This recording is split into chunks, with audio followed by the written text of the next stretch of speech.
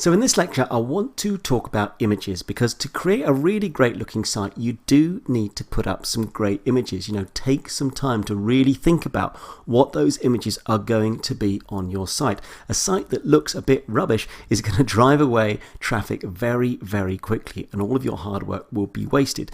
A site that looks great is clearly going to draw them in. Now, I know that's really obvious, but it's surprising how often that gets overlooked. So what I want to do here is just show you some sites where you can get images that you have to pay for, but also, as you'll be pleased to know, plenty where they are for free.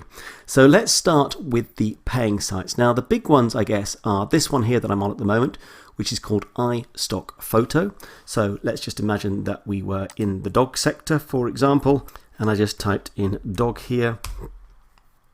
It presents me with some beautiful images related to dogs, and there will be thousands and thousands of these. If I were to continue to scroll down the page, you'd see what I mean. But basically, this is a great site for getting some really, really nice images. Now, you're probably looking at something like $5 to $10 per image.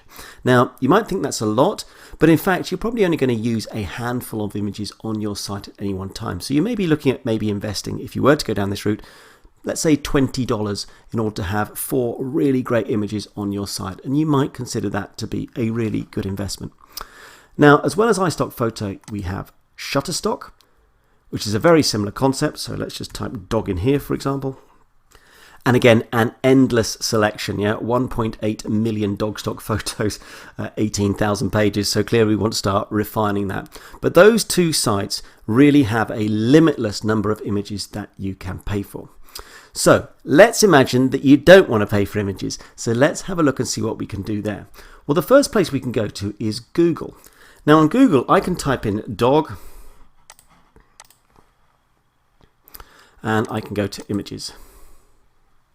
And here I have a load of images, but you need to be careful because very often these images are copyrighted. So if you were to take them and use them on your site, you may well have a problem later down the road.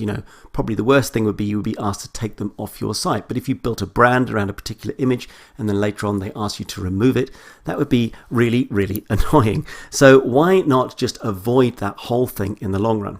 But it's not all lost for Google, because up here I have an additional filter called usage rights.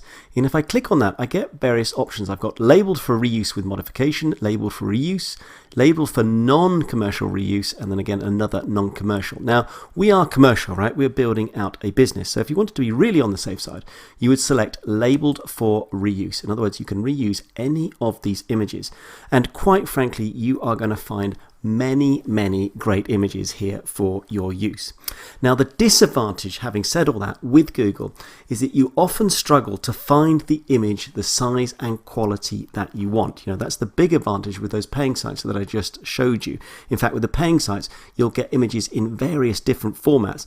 But here, that's not the case. It's pulling images off the internet. So what you see is what you get, which can be frustrating. But that said, with a little bit of research and a little bit of looking around, you can often find a really good image to use for your site.